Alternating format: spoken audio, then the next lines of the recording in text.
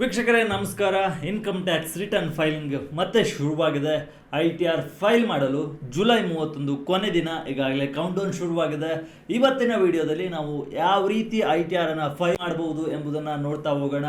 ಅದಲ್ಲದೆ ಬಹಳಷ್ಟು ಜನಕ್ಕೆ ಕನ್ಫ್ಯೂಷನ್ ಇರುತ್ತೆ, ಯಾವ ITR ಫಾರ್ಮ್ ನಮಗೆ ಅಪ್ಲಿಕೇಬಲ್ ಆಗುತ್ತೆ, ITR 1 ಆಗುತ್ತಾ, 2 ಆಗುತ್ತಾ, 3 ಆಗುತ್ತಾ, 4 ಆಗುತ್ತಾ ಅಂತೇಳಿ ಒಂದಿಷ್ಟು ಕನ್ಫ್ಯೂಷನ್ ಇರುತ್ತೆ.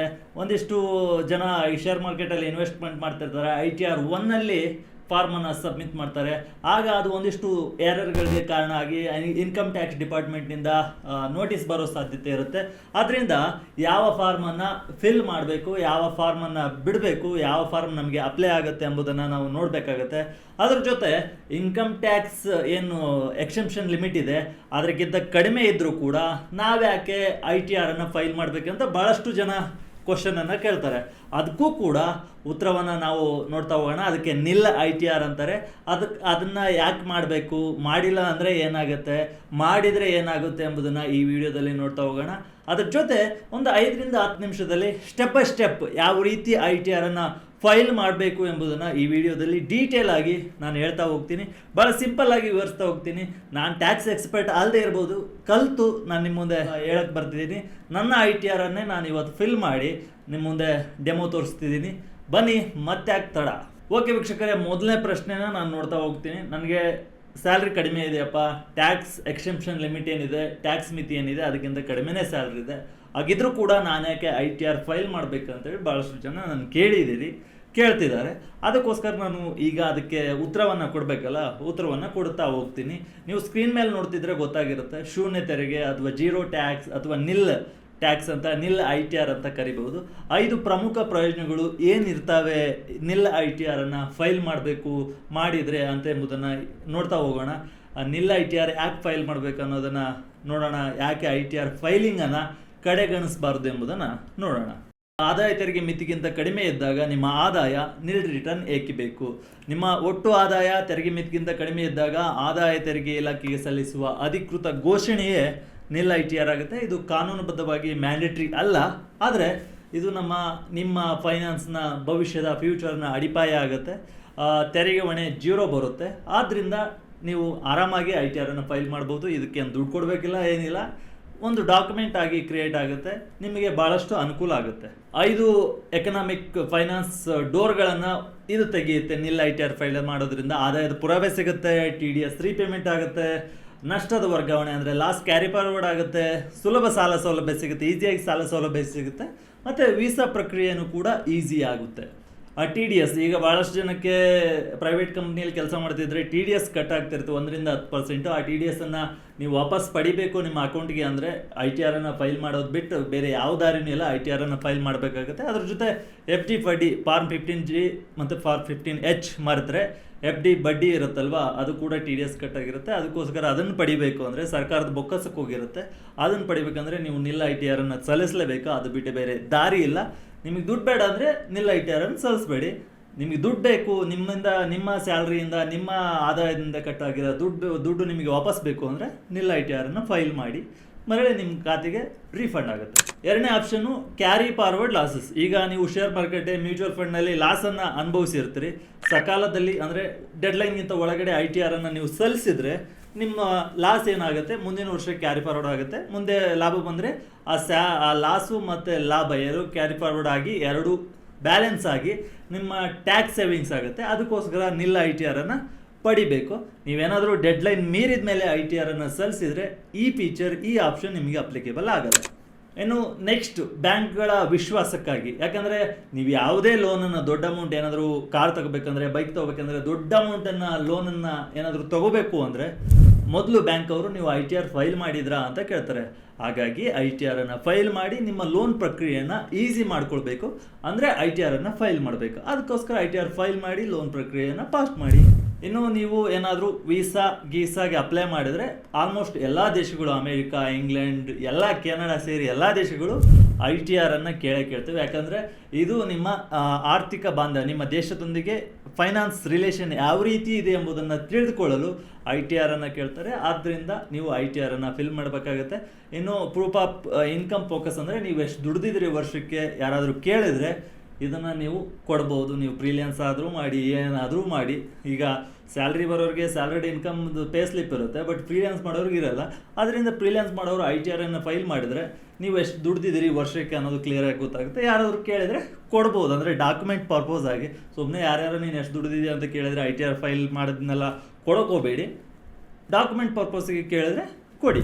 ಆಮೇಲೆ ಇನ್ನೊಂದು ವಾರ್ನಿಂಗ್ ಏನಂದರೆ, ITR ನೀವು ಶೂನ್ಯ ತೆರಿಗೆ ಜೀರೋ ಟ್ಯಾಕ್ಸ್ ಇದ್ದರೂ ಕೂಡ ITR ಕಡ್ಡಾಯವಾಗುವ 5 ಪ್ರಮುಖ ಸಂದರ್ಭಗಳು ಮ್ಯಾಂಡೇಟ್ರಿ ಯಾವ ರೀತಿ ಆಗುತ್ತೆ ಅಂದರೆ, ಒಂದು ಫೈನಾನ್ಷಿಯಲ್ ಇಯರಲ್ಲಿ ಅಂದರೆ ಏಪ್ರಿಲ್ 1ರಿಂದ ಮಾರ್ಚ್ 31ರವರೆಗೆ ಒಂದು ಫೈನಾನ್ಷಿಯಲ್ ಇಯರಲ್ಲಿ ಒಟ್ಟು 1 ಲಕ್ಷ ರೂಪಾಯಿ ಮತ್ತು ಅದಕ್ಕಿಂತ ಹೆಚ್ಚು ಕರೆಂಟ್ ಬಿಲ್, ಎಲೆಕ್ಟ್ರಿಸಿಟಿ ಬಿಲ್ಲನ್ನು ನೀವು ಪಾವತಿಸಿದರೆ ನೀವು ITR ಫೈಲ್ ಮಾಡಲೇಬೇಕು. ಆವಾಗ ಮ್ಯಾಂಡೇಟ್ರಿ ಆಗುತ್ತೆ. ನೀವು ಜೀರೋ ಟ್ಯಾಕ್ಸ್ ಹೊಂದಿದ್ರೂ ಕೂಡ ಆಗ ಮ್ಯಾಂಡೇಟ್ರಿ ಆಗುತ್ತೆ. ಇನ್ನು ಫಾರಿನ್ ಟ್ರಿಪ್ಗಾಗಿ 2 ಲಕ್ಷ ರೂಪಾಯಿಗಿಂತ ಜಾಸ್ತಿ ಏನಾದರೂ ಖರ್ಚು ಮಾಡಿದರೆ ಒಂದು ವರ್ಷದಲ್ಲಿ ನೀವು ITR ಫೈಲ್ ಮಾಡಬೇಕಾಗುತ್ತೆ. ಆಮೇಲೆ ಒಟ್ಟು TDS ಕಡಿತ 25,000 ಮೀರಿರದಿದ್ದರೆ ನಾಗರಿಕರಿಗೆ, ಹಿರಿಯ ನಾಗರಿಕರಿಗೆ 50,000 ಆಗುತ್ತೆ. ಇವೆರಡೂ ಮೀರಿರದಿದ್ದರೆ ನೀವು ITR ಫೈಲ್ ಮಾಡಬೇಕಾಗುತ್ತೆ. ಉಳಿತಾಯ ಖಾತೆಗಳಲ್ಲಿ, ಸೇವಿಂಗ್ಸ್ ಅಕೌಂಟ್ಗಳಲ್ಲಿ 50 ಲಕ್ಷ ಅಥವಾ ಅದಕ್ಕಿಂತ ಜಾಸ್ತಿ ಡಿಪಾಸಿಟ್ ಏನಾದರೂ ಇದ್ದರೆ ITR ಮ್ಯಾಂಡೇಟ್ರಿ ಆಗುತ್ತೆ. ವಿದೇಶದಲ್ಲಿ ಯಾವುದೇ ರೀತಿ ಆಸ್ತಿ, ಷೇರು, ಅಸೆಟನ್ನು ಹೊಂದಿದ್ರೆ ನೀವು ITR ಫೈಲ್ ಮಾಡೋದು ಕಡ್ಡಾಯ ಆಗುತ್ತೆ. ಓಕೆ, ಈಗ ನಾವು ITR ಫಿಲ್ ಮಾಡೋಕ್ಕೆ ಹೋಗೋಣ. ಗೂಗಲ್ಗೆ ಹೋಗಿ ITR ಯಾವ ರೀತಿ ಸ್ಟೆಪ್ ಬೈ ಸ್ಟೆಪ್ ಮಾಡ್ತಾ ಹೋಗೋಣ ಅಂತ ನೋಡೋಣ. ಫಸ್ಟ್ ಗೂಗಲ್ಗೆ ಹೋಗೋಣ. ನಿಮ್ಮ ಬ್ರೌಸರಲ್ಲಿ ಗೂಗಲ್ಗೆ ಹೋಗಿ. ಓಕೆ, ಗೂಗಲ್ಗೆ ಹೋದ್ರಿ ನೀವು ಇಲ್ಲಿ ಇನ್ಕಮ್ ಟ್ಯಾಕ್ಸ್ ಡಿಪಾರ್ಟ್ಮೆಂಟ್ ಅಂತ ಟೈಪ್ ಮಾಡಿ. ಇನ್ಕಮ್ ಟ್ಯಾಕ್ಸ್ ಡಿಪಾರ್ಟ್ಮೆಂಟಿಗೆ ಹೋದರೆ ಫಸ್ಟ್ ವೆಬ್ಸೈಟ್ ಯಾವ್ದು ಬರುತ್ತೆ ಅದಕ್ಕೆ ಹೋಗಿ. ನೀವು ITR ಫೈಲ್ ಮಾಡಬೇಕಾದ್ರೆ ಒಂದಿಷ್ಟು ಫಾರ್ಮ್ಗಳು ಕೂಡ ಬೇಕಾಗುತ್ತೆ. ಪ್ಯಾನ್ ಕಾರ್ಡ್, ಆಧಾರ್ ಕಾರ್ಡ್ ನಿಮ್ಮ ಹತ್ರದಲ್ಲೇ ಇಟ್ಕೊಳ್ಳಿ. ಜೊತೆಗೆ ಫಾರ್ಮ್ 16A, ಫಾರ್ಮ್ 16B ಕೂಡ ನಿಮ್ಮ ಜೊತೆಲಿ ಇರಲಿ. ಆಮೇಲೆ AS ಅನ್ನೋದು ಒಂದು ಡಾಕ್ಯುಮೆಂಟ್ ಬರುತ್ತೆ, ಅದು ಕೂಡ ನಿಮ್ಮ ಜೊತೆ ಇರಲಿ. AS form 16A, form 16B ನಿಮ್ಮ ಎಂಪ್ಲಾಯರ್ ನಿಮಗೆ ಕೊಟ್ಟಿರ್ತಾರೆ. AS ನಾನು ಯಾವ ರೀತಿ ಡೌನ್ಲೋಡ್ ಮಾಡಬೇಕು ಅನ್ನೋದನ್ನು ಈಗ ತೋರಿಸ್ತೀನಿ. ಅದಾದಮೇಲೆ ITR ಯಾವ ರೀತಿ ಫಿಲ್ ಮಾಡೋದು ಎಂಬುದನ್ನು ನೋಡ್ತಾ ಹೋಗೋಣ. First income tax department open ಆಗಿದೆ. ಇನ್ಕಮ್ ಟ್ಯಾಕ್ಸ್ ಡಿಪಾರ್ಟ್ಮೆಂಟ್ ವೆಬ್ಸೈಟು ಈಗ ಲಾಗಿನ್ ಆಗಿ. ಇನ್ನೊಂದು ITR ಫೈಲ್ ಮಾಡಬೇಕಾದ್ರೆ ಒಂದಿಷ್ಟು ಅಂಶಗಳು ಗಮನವನ್ನು ನೀವು ಇಡಲೇಬೇಕಾಗುತ್ತೆ. ಯಾವ ಫಾರ್ಮು ಯಾರಿಗೆ ಅಪ್ಲೈ ಆಗುತ್ತೆ, ಆಗಲೇ ಹೇಳ್ದಂಗೆ ITR 1, 2, 3, 4 ಭಾಳಷ್ಟು ಫಾರ್ಮ್ಗಳಿದ್ದಾವೆ. ಈ 4 ಫಾರ್ಮ್ಗಳಲ್ಲದೆ ಇನ್ನೊಂದಿಷ್ಟು ಫಾರ್ಮ್ಗಳಿದ್ದಾವೆ. ಬಟ್ ITR 1, 2, 3, 4 ನಾನು ಇವತ್ತು ನಿಮಗೆ ಹೇಳ್ಕೊಡ್ತೀನಿ. ಫಿಲ್ ಮಾಡಬೇಕಾದಾಗ ಆ ಫಾರ್ಮ್ ನಿಮಗೆ ಯಾಕೆ ಅಪ್ಲೈ ಆಗುತ್ತೆ ಅನ್ನೋದು ಹೇಳ್ಕೊಡ್ತೀನಿ. ಆ ಫಾರ್ಮ್ ನಿಮಗೆ ಯಾವ ರೀತಿ ಅಪ್ಲೈ ಆಗುತ್ತೆ ಎಂಬುದನ್ನು, ಯಾವ ರೀತಿ ತಿಳ್ಕೊಬೇಕು ಎಂಬುದನ್ನು ನಾನು ಒಂದಿಷ್ಟು ಟಿಪ್ಸ್ ಕೊಡ್ತಾ ಹೋಗ್ತೀನಿ, ಹೇಳ್ತಾ ಹೋಗ್ತೀನಿ. ಸ್ಟೆಪ್ ಬೈ ಸ್ಟೆಪ್ಪು ಯಾವ ರೀತಿ ಯಾವುದು ಅಲ್ಲಿ ಬರುತ್ತೆ ಅದು ನೋಡ್ತಾ ಹೋಗುವಾಗ ನಾನು ನಿಮಗೆ ಟಿಪ್ಗಳನ್ನು ಕೊಡ್ತಾ ಹೋಗ್ತೀನಿ. ನೀವು ಅಲ್ಲಿವರೆಗೂ ಆ ಟಿಪ್ಗಳನ್ನು ಕರೆಕ್ಟಾಗಿ ನೀವು ಯುಟಿಲೈಸ್ ಮಾಡಬೇಕಂದ್ರೆ ವಿಡಿಯೋನ ಸ್ಕಿಪ್ ಮಾಡದೆ ಕೊನೆವರೆಗೂ ನೋಡಬೇಕು. ಓಕೆನಾ? ಲಾಗಿನ್ ಆಗೋಣ. ನೀವು ಮೊದಲ ಬಾರಿಗೆ ಲಾಗಿನ್ ಆಗ್ತಿದ್ರೆ ಈ ಪೋರ್ಟಲ್ಗೆ ಪ್ಯಾನ್ ಕಾರ್ಡ್ ಅಥವಾ ಆಧಾರ್ ಕಾರ್ಡ್ನಿಂದ ನೀವು ಲಾಗಿನ್ ಆಗ್ಬೋದು. ರಿಜಿಸ್ಟರ್ ಆದಮೇಲೆ ಹಿಂಗೆ ಬರುತ್ತೆ. ಲಾಗಿನ್ ಆದರೆ ನಿಮ್ಮ ಪ್ಯಾನ್ ಕಾರ್ಡಿಂದ ಲಾಗಿನ್ ಆಗಿ ಕಂಟಿನ್ಯೂ. ಓಕೆನಾ? ಆಮೇಲೆ ನಿಮ್ಮ ಲಾಗಿನ್ ಪಾಸ್ವರ್ಡನ್ನು ಹಾಕಿ ಕಂಟಿನ್ಯೂ.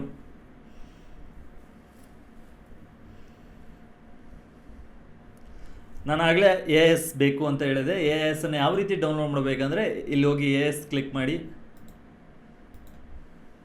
ಓಕೆನಾ? AS ಕ್ಲಿಕ್ ಮಾಡಿದ್ರೆ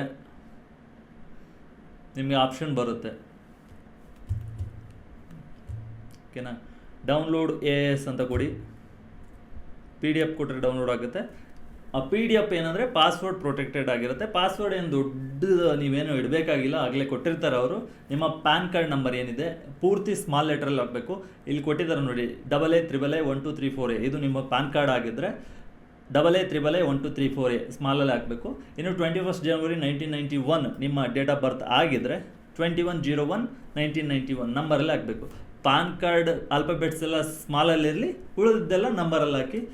ನಿಮ್ಮ ಡೇಟ್ ಆಫ್ ಬರ್ತ್ ಹೆಂಗಿರ್ಬೇಕಂದ್ರೆ ಡೇಟ್ DD MM YY ಅದರ ರೀತಿ ಇರಬೇಕು. ಅದು ಹಾಕಿದರೆ ನಿಮ್ಮ PDF ಓಪನ್ ಆಗುತ್ತೆ. ನಾನೀಗ ಡೌನ್ಲೋಡ್ ಮಾಡ್ತೀನಿ. ಓಕೆ, ಡೌನ್ಲೋಡ್ ಆಯಿತು. ಅದೇನು ಓಪನ್ ಮಾಡೋದು ಬೇಡ, ಅದರಲ್ಲಿ ಏನೂ ಇರಲ್ಲ. ನೀವೇನಾದರೂ ನಿಮಗೆ ಬಂದ ಸ್ಯಾಲ್ರಿ ಡೀಟೇಲ್ಸ್ ಇರುತ್ತೆ, ಮತ್ತು ನೀವೇನಾದರೂ ಶೇರ್ ಮಾರ್ಕೆಟಲ್ಲಿ ಇನ್ವೆಸ್ಟ್ಮೆಂಟು ಮಾಡಿ ಅದನ್ನೇನಾದರೂ ಮಾರಿದರೆ ಅದರಿಂದ ಏನಾದರೂ ಗೇನ್ ಆಗಿದ್ದರೆ, ಲಾಭ ಆಗಿದ್ದರೆ, ನಷ್ಟ ಆಗಿದ್ದರೆ ಅದೆಲ್ಲ ಡೀಟೇಲ್ಸು ಅದರಲ್ಲಿರುತ್ತೆ. ನಾವು ವಾಪಸ್ ಡ್ಯಾಶ್ಬೋರ್ಡ್ಗೆ ಹೋಗೋಣ. ಓಕೆನಾ? ಈಗ ಡ್ಯಾಶ್ಬೋರ್ಡಲ್ಲಿ ನಿಮ್ಮ ಡೀಟೇಲ್ಸ್ ಎಲ್ಲ ಕಾಣುತ್ತೆ, ಅದು ನಿಮಗೆ ಅವಶ್ಯಕತೆ ಇಲ್ಲ. ಓಕೆನಾ? ಇದೆಲ್ಲ ಅದು ಇರದೇ ಇರುತ್ತೆ. ನೀವು ಅಸೆಸ್ಮೆಂಟ್ ಈ ಲಾಸ್ಟ್ ಇಯರ್ 31 ಮಾರ್ಚ್ 2026 ಅಂದರೆ ಲಾಸ್ಟ್ ಫೈನಾನ್ಷಿಯಲ್ ಇಯರ್ ಎಂಡ್ ಆಗೋದನ್ನು ನೀವು ರಿಟರ್ನ್ ಕೊಡ್ತಿರ್ತೀರಿ. ಅದಕ್ಕೋಸ್ಕರ ಅಸೆಸ್ಮೆಂಟ್ ಇಯರ್ 2026-27ಗೆ ಫೈಲ್ ಕೊಡಿ. ಫೈಲ್ ನಾವು ಕೊಡಿ. ಓಕೆನಾ. ನೆಕ್ಸ್ಟು ಅಸೆಸ್ಮೆಂಟ್ ಇಯರ್, ಇಲ್ಲಿ ನೀವು ಅಸೆಸ್ಮೆಂಟ್ ಇಯರ್ನ ಸೆಲೆಕ್ಟ್ ಮಾಡಬೇಕಾಗುತ್ತೆ. 26-27 ಅಸೆಸ್ಮೆಂಟ್ ಇಯರ್ ಕೊಡಿ. ಸೆಲೆಕ್ಷನ್ ಮೋಡ್ ಆಫ್ ಫೈಲಿಂಗ್ ಅಂತ ಬರುತ್ತೆ. ಆನ್ಲೈನ್ ಆಫ್ಲೈನ್ ಎರಡಿದೆ, ಆನ್ಲೈನ್ ಕೊಡಿ. ಓಕೆನಾ. ಇಲ್ಲಿ ನಿಮಗೆ ಇನ್ನೊಂದು ಟ್ಯಾಬ್ ಓಪನ್ ಆಗುತ್ತೆ. ನಿಮ್ದು ಏನಾದರೂ ಆಗಲೇ ಫಿಲ್ಅಪ್ ಆಗಿದ್ದರೆ ಅದು ಬರುತ್ತೆ. ಇಲ್ಲ ಫ್ರೆಶ್ ನೀವು ITR ಅನ್ನು ಫಿಲ್ ಮಾಡ್ತಿದ್ದೀನಿ ಅಂದರೆ ಸ್ಟಾರ್ಟ್ ನ್ಯೂ ಫೈಲಿಂಗ್ ಕೊಡಿ. ಈಗ ನೆಕ್ಸ್ಟ್ ಏನು ಓಪನ್ ಆಗುತ್ತೆ ಅಂದರೆ please select the status applicable to you to proceed further ಅಂತ ಇದೆ. ನಿಮಗೆ ಯಾವ್ದು ಅಪ್ಲೈ ಆಗುತ್ತೆ, ಇಂಡಿವಿಜುವಲ್ ಕೊಡಿ. HUF ಹಿಂದೂ ಅನ್ಡಿವೈಡೆಡ್ ಫ್ಯಾಮಿಲಿ ಅಂತ ಅದು ಒಂದು ಇರುತ್ತೆ. ಆಧಾರ್ಸ್ ಅಂತ ಇರುತ್ತೆ. ಇಂಡಿವಿಜುವಲ್ ಜಾಸ್ತಿ ಇರೋದ್ರಿಂದ ಇಂಡಿವಿಜುವಲ್ ಕೊಟ್ಕೊಂಡು ಪ್ರೊಸೀಡ್ ಕೊಡಿ.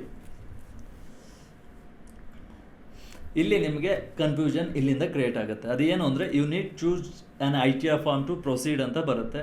ಇಲ್ಲಿ 4 ಫಾರ್ಮ್ಗಳು ನಿಮಗೆ ಕಾಣ್ತವೆ. ITR 1, 2, 3, 4. ITR 1 ಯಾರಿಗೆ ಅಪ್ಲೈ ಆಗುತ್ತೆ, 2 ಯಾರಿಗೆ ಅಪ್ಲೈ ಆಗುತ್ತೆ, 3 ಯಾರಿಗೆ ಅಪ್ಲೈ ಆಗುತ್ತೆ, 4 ಯಾರಿಗೆ ಅಪ್ಲೈ ಆಗುತ್ತೆ, ಅದನ್ನೆಲ್ಲವನ್ನು ನಾನೀಗ ಹೇಳ್ತಾ ಹೋಗ್ತೀನಿ, ಬನ್ನಿ.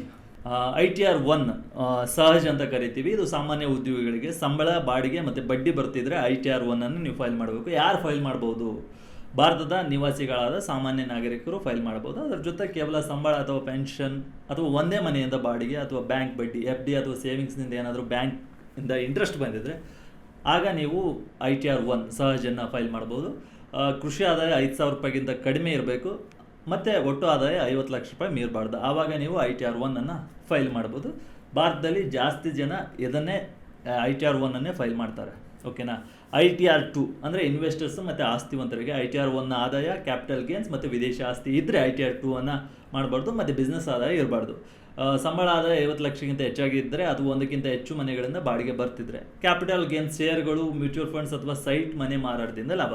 ನೀವೇನಾದರೂ ಶೇರ್ ಮಾರ್ಕೆಟಲ್ಲಿ ಇನ್ವೆಸ್ಟ್ ಮಾಡಿ ಅದರಿಂದ ಲಾಭ ಅಥವಾ ನಷ್ಟವನ್ನು ಅನುಭವಿಸಿದರೆ ITR 2 ಫೈಲ್ ಮಾಡೋದು ಕಡ್ಡಾಯ. ಇದನ್ನು ಬಿಟ್ಟು ITR 1 ಏನಾದರೂ ಫೈಲ್ ಮಾಡಿದರೆ ಒಂದಿಷ್ಟು ಎರರ್ಗಳಾಗ್ತವೆ. ಆಮೇಲೆ ಇನ್ಕಮ್ ಟ್ಯಾಕ್ಸ್ ಡಿಪಾರ್ಟ್ಮೆಂಟಿಂದ ನಿಮಗೆ ನೋಟಿಸ್ ಬರುತ್ತೆ.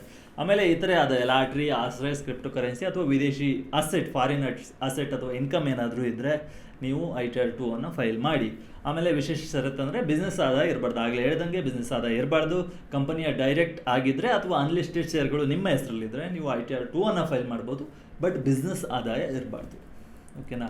ITR 3 ಉದ್ಯಮಿಗಳು ಮತ್ತು ಟ್ರೇಡರ್ಗಳಿಗೆ ಕಂಪ್ಲೀಟ್ ಫಾರ್ಮ್ ಆಗುತ್ತೆ. ಯಾರಿಗೆ ಸೂಕ್ತ ಅಂದರೆ ಸ್ವಂತ ಬಿಸ್ನೆಸ್ ಹೊಂದಿರೋರಿಗೆ, ಪ್ರೊಫೆಷನಲ್ಸ್, ಡಾಕ್ಟರ್ಸ್, ಇಂಜಿನಿಯರ್, ಲಾಯರ್ಗಳು ಅವರೆಲ್ಲ ITR 3 ಫೈಲ್ ಮಾಡಬೇಕು. ಮತ್ತು ಪಾರ್ಟ್ನರ್ಶಿಪ್ ಫರ್ಮ್ನಲ್ಲಿ ಪಾರ್ಟ್ನರ್ ಆಗಿರೋರು ITR 3 ಫೈಲ್ ಮಾಡ್ಬೋದು. ಇನ್ನು ಶೇರ್ ಮಾರ್ಕೆಟಲ್ಲಿ ಹೂಡಿಕೆ ಮಾಡೋರು ಅಂದರೆ ನಾರ್ಮಲ್ ಹೂಡಿಕೆ, ಬರೀ ಇನ್ವೆಸ್ಟ್ಮೆಂಟ್ಗೆ ಹೂಡಿಕೆ ಮಾಡೋರಲ್ಲ, ಇಂಟರ್ಡೇ ಟ್ರೇಡಿಂಗ್ ಮತ್ತು F&O ಫ್ಯೂಚರ್ಸ್ ಆ್ಯಂಡ್ ಆಪ್ಷನ್ಸ್ ಮಾಡೋರು ITR 3 ಫೈಲ್ ಮಾಡಬೇಕು. ಫ್ಯೂಚರ್ಸ್ ಆ್ಯಂಡ್ ಆಪ್ಷನ್ಸ್ ಮತ್ತು ಇಂಡಸ್ಟ್ರಿ ಟ್ರೇಡಿಂಗನ್ನು ಬಿಸ್ನೆಸ್ ಅಂತೇಳಿ ಕನ್ಸಿಡರ್ ಮಾಡ್ತಾರೆ, ಅಂದರೆ ಬಿಸ್ನೆಸ್ ಇನ್ಕಮ್ ಅಂತೇಳಿ ಕನ್ಸಿಡರ್ ಮಾಡ್ತಾರೆ. ಆದ್ದರಿಂದ ITR 3 ಅವ್ರು ಫೈಲ್ ಮಾಡಬೇಕು. ಮತ್ತು ಅಕೌಂಟಿಂಗ್ ವಿವರಗಳಿಗೆ ಮೇಂಟೈನ್ ಮಾಡೋದು ಕಡ್ಡಾಯ ಆಗಿರುತ್ತೆ. ಆದ್ದರಿಂದ ITR 3 ಫೈಲ್ ಮಾಡೋದು ಅವರು ಉತ್ತಮ ಅಂತ ಹೇಳ್ಬೋದು. ಇನ್ನು ITR 4 ಸುಗಮ್ ಅಂತ ಬರುತ್ತೆ. ಸಣ್ಣ ಉದ್ಯಮಿಗಳಿಗೆ ಸ್ಮಾರ್ಟ್ ಶಾರ್ಟ್ಕಟ್ ಆಗುತ್ತೆ. ಇದನ್ನು ನೀವು ಫೈಲ್ ಮಾಡೋಕ್ಕಿಂತ ಮುಂಚೆ ನೀವು ಏನಾದರೂ ಉದ್ಯಮ ಬಿಸ್ನೆಸ್ಸನ್ನು ಶುರು ಮಾಡಿದರೆ CA ಜೊತೆ ಟಚಲ್ಲಿರ್ತೀರಿ. ಅವ್ರ ಜೊತೆ ಒಂದ್ಸಲ ಡಿಸ್ಕಸ್ ಮಾಡಿ ನಾನು ಯಾವ ಫಾರ್ಮನ್ನು ಫೈಲ್ ಮಾಡಬೇಕು ಎಂಬುದನ್ನು ನೋಡಿಕೊಂಡು ನೀವು ITR 4 ಅಥವಾ ಯಾವುದೇ ಫಾರ್ಮನ್ನು ಫೈಲ್ ಮಾಡೋದಿದ್ದರೆ ಚೆಕ್ ಮಾಡಿಕೊಂಡು ಮಾಡಿ.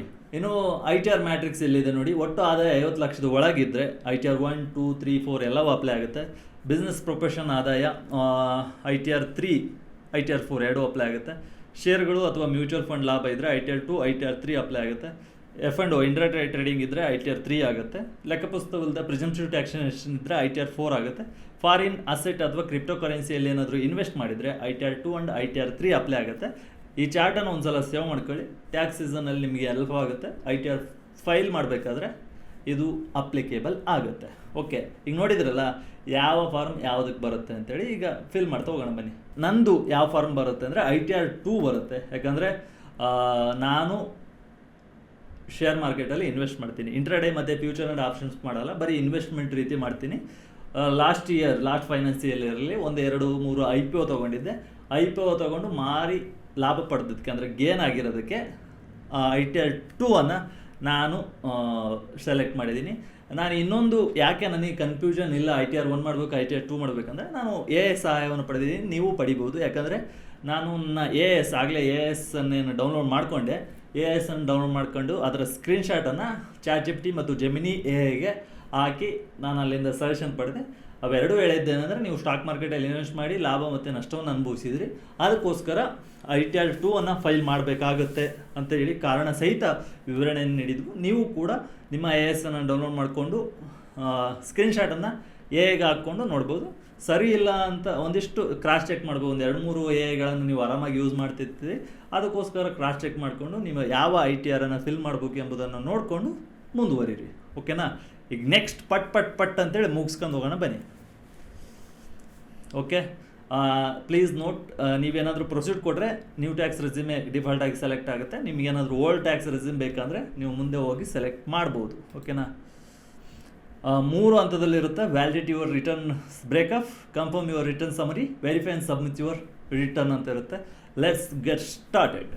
ನಿಮಗೆ ಇಲ್ಲಿ ಕಾರಣ ಕೊಡ್ತೀವಿ ಯಾಕೆ ನೀವು ITR ಅನ್ನು ಫಿಲ್ ಮಾಡ್ತಿದ್ರಿ ಅಂದರೆ, taxable income is more than basic exemption. ಇದು ಡಿಫಾಲ್ಟ್ ಆಗಿ ಸೆಲೆಕ್ಟ್ ಆಗಿರುತ್ತೆ, ನಂದಲ್ಲ. ನಂದು ಟ್ಯಾಕ್ಸೇಬಲ್ ಇನ್ಕಮ್ ಇಲ್ವಲ್ಲ, ಅದಕ್ಕಿಂತ ಕಡಿಮೆನೇ ಇದೆ.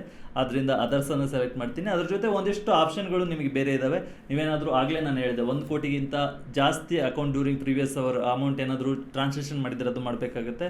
2 ಲಕ್ಷ ಫಾರಿನ್ ಟ್ರಾವೆಲ್ಗೆ 2 ಲಕ್ಷ ಏನಾದರೂ ಖರ್ಚು ಮಾಡಿದರೆ ಆಗ ನೀವು ಆ ಕಾರಣವನ್ನು ಸೂಚನೆ ಮಾಡಬೇಕಾಗತ್ತೆ. ಇನ್ನು ಎಲೆಕ್ಟ್ರಿಸಿಟಿ ಬಿಲ್ಗಾಗಿ 1 ಲಕ್ಷ ಅದಕ್ಕಿಂತ ಜಾಸ್ತಿ ಏನಾದರೂ ದುಡ್ಡನ್ನು ಪಾವತಿಸಿದರೆ ಆವಾಗ ಆ ಕಾರಣಗಳನ್ನ ಹಾಕಬೇಕಾಗುತ್ತೆ. ನಾನು ಇವು ಯಾವ ಕಾರಣಗಳಲ್ಲ, ಅದಕ್ಕೋಸ್ಕರ ಅದರ್ಸ್ ಅಂತ ಸೆಲೆಕ್ಟ್ ಮಾಡಿ ಕಂಟಿನ್ಯೂ ಆಗ್ತೀನಿ. ನಿಮಗೆ ಇದು ಕೇಳುತ್ತೆ, ನೀವು ಕಂಟಿನ್ಯೂ ಕೊಡಿ ಅಷ್ಟೇ. ಜನರಲ್ಲು, ಇನ್ಕಮು, ಡಿಡಕ್ಷನು ಇವು ಕ್ವಶನ್ಗಳಿರ್ತವೆ, ನೀವು ಕಂಟಿನ್ಯೂ ಕೊಟ್ಕೊಂತ ಹೋಗಿ. ಓಕೆನಾ? ಸ್ಕಿಪ್ ಕ್ವಶನ್ ಕೊಡಿ. ಓಕೆ, ಇಲ್ಲಿ ನಿಮಗೆ ಇಷ್ಟ ಆಪ್ಷನ್ ಇದ್ದಾವೆ, ಇವೆಲ್ಲವೂ ಮುಗಿಬೇಕಾಗತ್ತೆ. ಅದಕ್ಕೋಸ್ಕರ ಪಟ್ ಅಂತ ಮುಗಿಸ್ಕೊಂಡು ಹೋಗೋಣ. ಫಸ್ಟು ಜನರಲ್ ಪರ್ಸ್ನಲ್ ಇನ್ಫಾರ್ಮೇಷನ್ ಇರುತ್ತೆ. ನಿಮಗೆ ITR 1 ಫೈಲ್ ಮಾಡಬೇಕಾದ್ರೆ ಇನ್ನೂ ಭಾಳಷ್ಟು ಕಡಿಮೆ ಆಪ್ಷನ್ಗಳಿರ್ತವೆ, ಪಟ್ಟನಾಗಿ ಮುಗಿಸ್ಬೋದು. ITR 1 ನಾಳೆ ನಾನು ನಿಮಗೆ ಹೇಳ್ಕೊಡ್ತೀನಿ. Okay, part A general personal information mandatory, provide your confirmation ಅಂತೇಳಿ ಬರುತ್ತೆ. ನೀವು ಕ್ಲಿಕ್ ಮಾಡಿ, ಇಂಡಿವಿಜುವಲ್ ಇರುತ್ತೆ. ಪರ್ಸ್ನಲ್ ಇನ್ಫಾರ್ಮೇಷನ್ ಕ್ಲಿಯರ್ ಮಾಡ್ಕೊತ ಹೋಗಿ.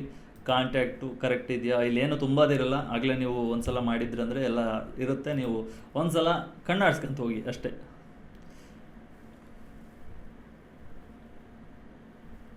ITR ಫಾರ್ಮ್ ಸೆಲೆಕ್ಟ್ ಮಾಡಿದ್ರಿ. ಈಗ ಸೆಲೆಕ್ಟ್ ಶೆಡ್ಯೂಲನ್ನು ಮಾಡಬೇಕಾಗತ್ತೆ. ಯಾವುದು ಬೇಕು ನಿಮಗೆ ಅಂತೇಳಿ ಇಲ್ಲಿ 5 ಆಪ್ಷನ್ಗಳಿದ್ದಾವೆ. ಅದರಲ್ಲಿ ನಿಮಗೆ ಬೇಕಾದ ಆಪ್ಷನ್ಗಳನ್ನು ಚೂಸ್ ಮಾಡ್ಕೊತ ಹೋಗಿ. ಮ್ಯಾಂಡೇಟ್ರಿ ಯಾವಿದೆ ಅದನ್ನು ಮಾಡಿ ನಾರ್ಮಲಾಗಿ.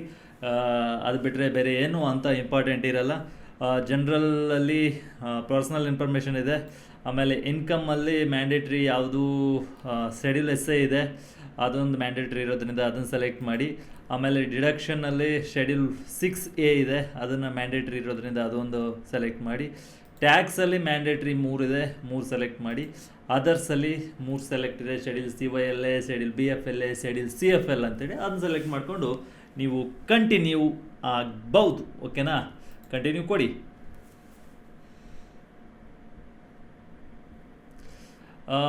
Based on you please answer few questions ಅಂತ ಇದೆ. ನಿಮಗೆ ಕ್ವಶನ್ ಬೇಕಿದ್ರೆ ಆನ್ಸರ್ ಮಾಡಿ, ಇಲ್ಲ ಸ್ಕಿಪ್ ಮಾಡಿ. ಕಂಟಿನ್ಯೂ. ಸ್ಕಿಪ್ ಕ್ವಶನ್ ಕೊಡಿ. ಹೋಗ್ತಾ ಹೋಗಿ ಈಗಾಗಲೇ ನಾನು ಕನ್ಫರ್ಮ್ ಮಾಡ್ಕೊಂಡಿದ್ದೀನಿ ಯಾವ್ಯಾವ ಬೇಕು ಅಂತೇಳಿ. ನೀವು ರಿಕ್ವೈರ್ಡ್ ಇದ್ದರೆ ಓಕೆ ಇಷ್ಟು ಬರುತ್ತೆ. ಈ ಕನ್ಫರ್ಮ್ ಅಂತೇಳಿ ಬಂದಿರಲ್ಲ, ಕನ್ಫರ್ಮ್ ಅಂತೇಳಿ ನೀವು ಚೂಸ್ ಮಾಡಿದ ಮೇಲೆ ಬರುತ್ತೆ. ಯಾಕಂದರೆ ನಾನು ಆಗಲೇ ಮಾಡಿರೋದ್ರಿಂದ ಕನ್ಫರ್ಮ್ ಅಂತ. ಬಟ್ ಎಲ್ಲ ಆಪ್ಷನ್ಗಳು ಸೇಮ್ ಇರ್ತವೆ, ಅದನ್ನು ನಾನು ಹೇಳ್ತಾ ಹೋಗ್ತೀನಿ. ಓಕೆನಾ? ಮೊದಲು general part A general personal ಇನ್ಫಾರ್ಮೇಷನ್ಗೆ ಹೋಗೋಣ. ಎಕ್ಸ್ಪ್ಯಾಂಡ್ ಆಲ್ ಕೊಡಿ, ನಿಮಗೆಲ್ಲ ಸಿಗುತ್ತೆ. ಇಲ್ಲಿ ನಿಮ್ಮ ಪರ್ಸನಲ್ ಡೀಟೇಲ್ಸ್ ಇರುತ್ತೆ, ನಿಮ್ಮ name, PAN number, date of birth ಎಲ್ಲದೂ ಇರುತ್ತೆ. ಓಕೆನಾ? ಅಡ್ರೆಸ್ ಇರುತ್ತೆ, ಎಲ್ಲ ಇರುತ್ತೆ. ಆಮೇಲೆ ಫೈಲಿಂಗ್ ಸ್ಟೇಟಸ್. ಓಕೆನಾ?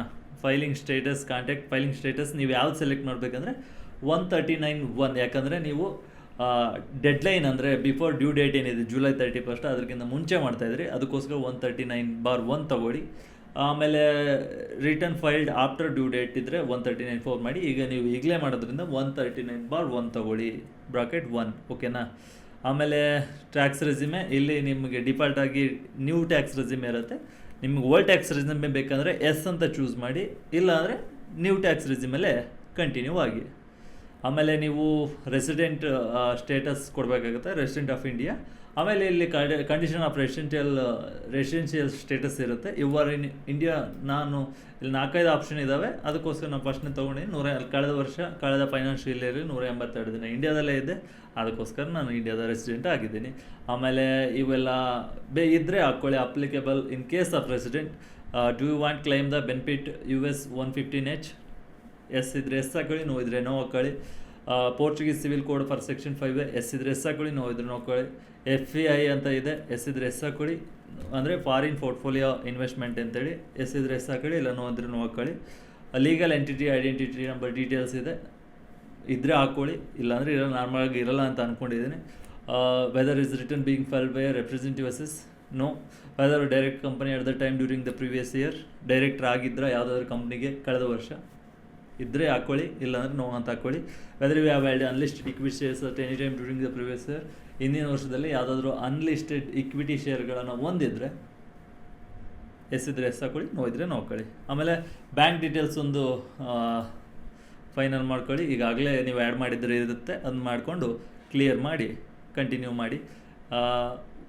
ಕೈಂಡ್ಲಿ ಎನ್ಶ್ಯೂರ್ ದ ಅಟ್ಲೀಸ್ಟ್ ಒಂದು ಬ್ಯಾಂಕ್ ಅಕೌಂಟ್ ಇರಬೇಕು, ಯಾಕಂದರೆ ನಿಮ್ಗೆ ಏನಾದರೂ ರೀಫಂಡ್ ಆಗಿದ್ರೆ ಆಗುತ್ತೆ. ಕನ್ಫರ್ಮ್. ಓಕೆ, ಕನ್ಫರ್ಮ್ ಆಯಿತು. ಈಗ ನೆಕ್ಸ್ಟ್ ಸ್ಟೆಪ್ಪು ಶೆಡ್ಯೂಲ್ CAYLಗೆ ಹೋಗಿ, ಓಕೆನಾ.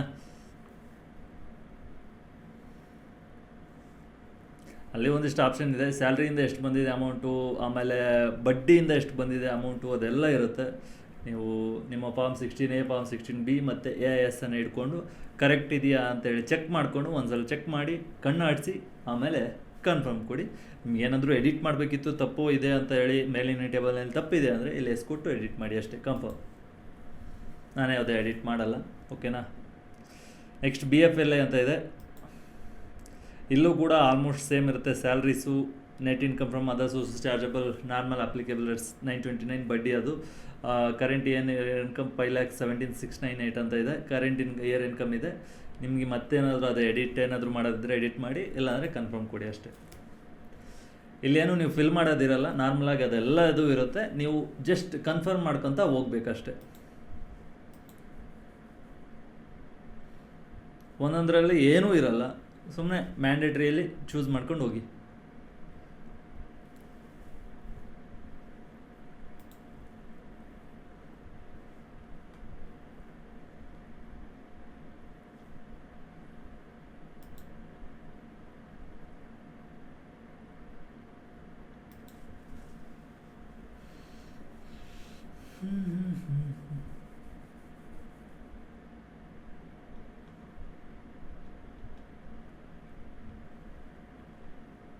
ಇದೆಲ್ಲ ಇನ್ಕಮ್ ಟ್ಯಾಕ್ಸ್ ಯಾವ್ಯಾವುದರಲ್ಲಿ ಅಪ್ಲೈ ಆಗುತ್ತೆ ಅನ್ನೋದ್ರ ಮೇಲೆ ಇನ್ಕಮ್ ಟ್ಯಾಕ್ಸ್ ಕೊಟ್ಟಿದ್ದಾರೆ. ಅದಕ್ಕೆ ಎಷ್ಟೆಷ್ಟು ಬರುತ್ತೆ ಅದರ ಬಗ್ಗೆ ಅಮೌಂಟ್ ಏನಾದರೂ ಇದ್ದರೆ ನೀವು ಅದಕ್ಕೆ ಟ್ಯಾಕ್ಸ್ಗೆ ಅಪ್ಲೈ ಆಗ್ತಿದ್ರೆ ಅದು ನಿಮಗೆ ಇಲ್ಲಿ ತೋರಿಸುತ್ತೆ. ನಾನು ಯಾವುದು ಟ್ಯಾಕ್ಸ್ಗೆ ಅಪ್ಲೈ ಆಗಲ್ಲ, ಅದಕ್ಕೋಸ್ಕರ 00 ಇದೆ, ಕನ್ಫರ್ಮ್ ಕೊಡಿ.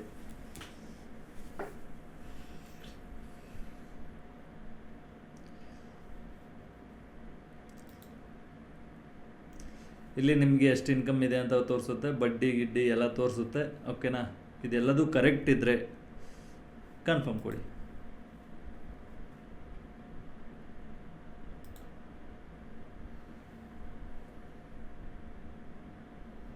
ಟ್ಯಾಕ್ಸ್ ಪೇಡ್ ಏನಾದ್ರು TDS ಕಟ್ ಆಗಿದ್ರೆ ಒಂದಿಷ್ಟು ಆಪ್ಷನ್ಗಳಿದ್ದಾವೆ. ನಿಮ್ದು ಏನಾದ್ರು TDS ಕಟ್ ಆಗಿದ್ರೆ TDS ಅಪ್ಲೈ ಮಾಡಿ, ಓಕೆನಾ. ಫಾರ್ಮ್ 16 ಹಾಕಿದರೆ ಸಿಗುತ್ತೆ. ಹ್ಯಾಸ್ ಪರ್ ಫಾರ್ಮ್ 16 ಏನು ಕೊಟ್ಟಿದ್ದಾರೆ ಅದರ ಬಗ್ಗೆ ಬರುತ್ತೆ. ನಂದು ಯಾವುದು TDS ಕಟ್ ಆಗಿಲ್ಲ, ಅದಕ್ಕೋಸ್ಕರ ಅದು ಯಾವುದು ಬಂದಿಲ್ಲ. ನೀವು ಎಕ್ಸ್ಪ್ಯಾಂಡ್ ಆಲ್ ಕೊಟ್ಟರೆ ನಿಮಗೆ ಕ್ಲಿಯರಾಗಿ ಗೊತ್ತಾಗುತ್ತೆ, ಓಕೆನಾ. ನಿಮ್ಗೆ ಏನಾದರೂ ಬೇಕಿದ್ರೆ modify existing flow, modify flow ಎರಡರಲ್ಲಿ ಮಾಡ್ಕೊಂಡು ಆರಾಮಾಗಿ ಮುಂದುವರಿಬೋದು.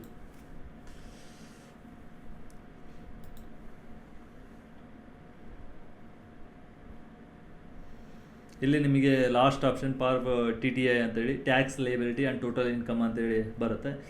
Tax payable and total income 5,885 ಅಂತ ಇದೆ. ನಿಮಗೆ ಇಲ್ಲಿ ಡೀಟೇಲ್ಸ್ ಬೇಕಂದರೆ ಡೀಟೇಲ್ಸ್ ಕೂಡ ತೋರಿಸುತ್ತೆ ಅದು, ಓಕೆನಾ. ಬಟ್ ಲಾಸ್ಟಿಗೆ ಎಷ್ಟು ಉಳಿತು? 0, ಕನ್ಫರ್ಮ್. ಈ ಎಲ್ಲ ಕನ್ಫರ್ಮ್ ಆದ ಮೇಲೆ ಪ್ರೊಸೀಡ್ ಟು ವೆರಿಫಿಕೇಷನ್ ಕೊಡಿ, ಓಕೆನಾ. ಒಂದು 8 ರಿಂದ 9 ಶೆಡ್ಯೂಲ್ ಇರ್ತವೆ. ಪ್ರೊಸೀಡ್ ಟು ವೆರಿಫಿಕೇಷನ್ ಕೊಡಿ, ಮುಗಿಯುತ್ತೆ. ಆಮೇಲೆ ಇಲ್ಲಿ ಅವಿನಾಶ್ ಒಗರ್ನಾಳ್, ನನ್ನ ನೇಮು, ಸೆಲ್ಫು, ಇದು ನನ್ನ ಪ್ಯಾನ್ ನಂಬರು, ಪ್ಲೇಸ್ ಬೆಂಗಳೂರು ಅಂಥೇಳಿ ಹಾಕಿ ಮುಗಿಸಿದ್ರೆ last option proceed to verification ಕೊಟ್ಮೇಲೆ ನಾವು ಒಂದಿಷ್ಟು ಅಕ್ನಾಲಜ್ಮೆಂಟ್ ಮಾಡಬೇಕಾಗುತ್ತೆ. ಇದು ನಾನೇ ಮಾಡ್ತಿದ್ದೀನಿ ಅಂಥೇಳಿ ನನ್ನ ಪ್ಯಾನ್ ನಂಬರ್, ಸ್ಥಳ, ನೇಮ್ ಎಲ್ಲ ಹಾಕಿ ಡೇಟ್ ಇರುತ್ತೆ, ಡೇಟ್ ಮುಗಿಸ್ಕೊಂಡು ಪ್ರೊಸೀಡ್ ಟು ವ್ಯಾಲಿಡೇಷನ್ ಕೊಟ್ಟರೆ ಆಯಿತು. 5 ಎರರ್ಸ್ ಬಂದು category defect A errors found, ಓಕೆನಾ.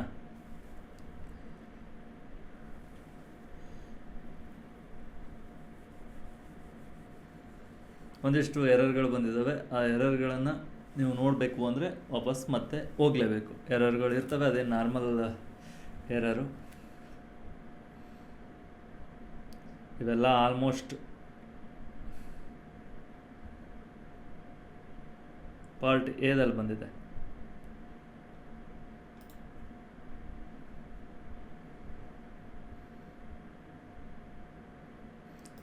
ಮಾಡ್ಕೊಳ್ಳಿ.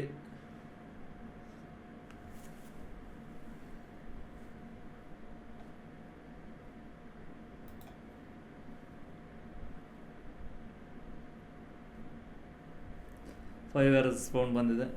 ರಿಟರ್ನ್ ಟು ಸಮರಿಗೆ ಬನ್ನಿ, ಗೋ ಟು ವ್ಯಾಲಿಡೇಷನ್.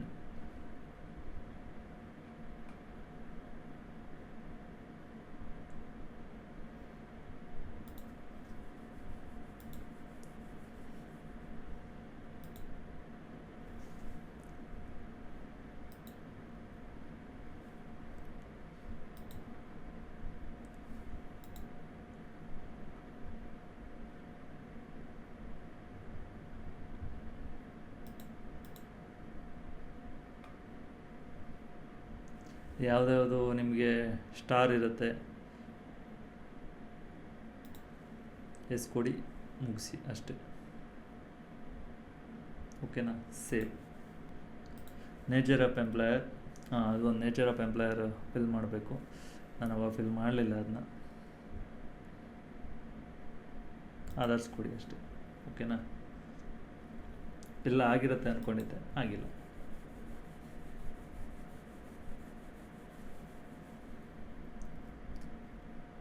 ಕನ್ಫರ್ಮ್ ಕೊಡಿ, ಮುಗೀತು.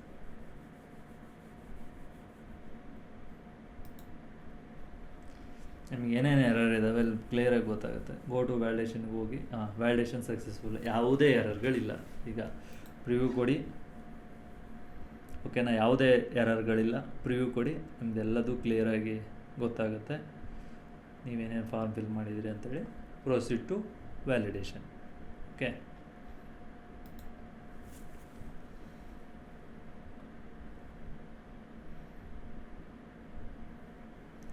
Proceed to verification. ಈ ವೆರಿಫೈ ನಾವು ಅಂತ ಕೊಡಿ.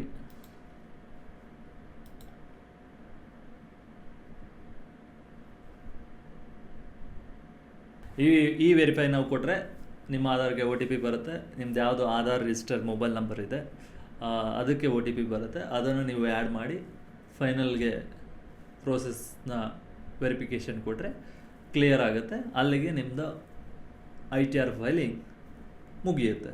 ನೋಡಿದ್ರಲ್ಲ ವೀಕ್ಷಕರ, ಸ್ಟೆಪ್ ಬೈ ಸ್ಟೆಪ್ ITR ಫೈಲನ್ನು ಯಾವ ರೀತಿ ಮಾಡಬೇಕು ಎಂಬುದನ್ನು ಇವತ್ತು ತಿಳ್ಕೊಂಡಿದ್ವಿ. ನಿಮ್ಮ ITR ಫೈಲನ್ನು ಒಂದು 10 ರಿಂದ 15 ನಿಮಿಷದಲ್ಲಿ ಮುಗಿಸ್ಬೋದು. ನೋಡಿ, ಡೀಟೇಲ್ ಆಗಿ ಈ ವಿಡಿಯೋ ಇದೆ, ಆರಾಮಾಗಿ ನೀವು ITRನ್ನು ಫೈಲ್ ಮಾಡ್ಕೋಬೋದು. ಏನಾದರೂ ಡೌಟ್ ಬಂದರೆ ಕಮೆಂಟ್ ಬಾಕ್ಸ್ನಲ್ಲಿ ಕಮೆಂಟ್ ಮಾಡಿ, ನಾನು ನಿಮಗೆ ಉತ್ತರವನ್ನು ಕೊಡ್ತೀನಿ. ನಾಳಿನ ವಿಡಿಯೋದಲ್ಲಿ ITR 1 ಯಾವ ರೀತಿ ಫೈಲ್ ಮಾಡೋದು ಎಂಬುದನ್ನು ನೋಡೋಣ. ಯಾಕಂದರೆ ITR 1 ನನಗೆ ಅಪ್ಲಿಕೇಬಲ್ ಆಗದೇ ಇರೋದ್ರಿಂದ ITR 2 ಮಾಡಿದೆ. ITR 1 ನಮ್ಮ ಆಫೀಸಲ್ಲಿ ಬೇರೆಯವ್ರದ್ದಿದೆ. ITR 1 ಅವರ ITR 1 ಯಾವ ರೀತಿ ಅಪ್ಲೈ ಮಾಡ್ಬೋದು. ITR 1 ಇಷ್ಟೊಂದು ಕಾಂಪ್ಲಿಕೇಟೆಡ್ ಇರಲ್ಲ, ಈಸಿಯಾಗಿರುತ್ತೆ, ಅದನ್ನ ಆರಾಮಾಗಿ ಮಾಡ್ಕೊಂಡು ಹೋಗ್ಬೋದು. ಮಾಡೋಣ, ಓಕೆನಾ. ಧನ್ಯವಾದ, ಥ್ಯಾಂಕ್ ಯು ವೆರಿ ಮಚ್. ನೀವು ಕೂಡ ITRನ್ನು ಫೈಲ್ ಮಾಡಿ ಅನ್ನುತ್ತಾ ಇದು ಇವತ್ತಿನ ವಿಶೇಷ. ಈ ಹೆಚ್ಚಿನ ಇಂಥ ಟ್ಯಾಕ್ಸ್ ರಿಲೇಟೆಡ್ ITR ರಿಲೇಟೆಡ್ ವಿಡಿಯೋಗಳಿಗಾಗಿ ಎಕನಾಮಿಕ್ ಟೈಮ್ಸ್ ಕನ್ನಡವನ್ನು ನೋಡ್ತಾ ಇರಿ. ಫೇಸ್ಬುಕ್, ಯೂಟ್ಯೂಬ್ ಮತ್ತು ಇನ್ಸ್ಟಾಗ್ರಾಮ್ನಲ್ಲಿ ET ಕನ್ನಡವನ್ನು ಫಾಲೋ ಮಾಡಿ. ಧನ್ಯವಾದ. ನಾನು ಅವಿನಾಶ್ ಒಗರ್ನಾಳ್.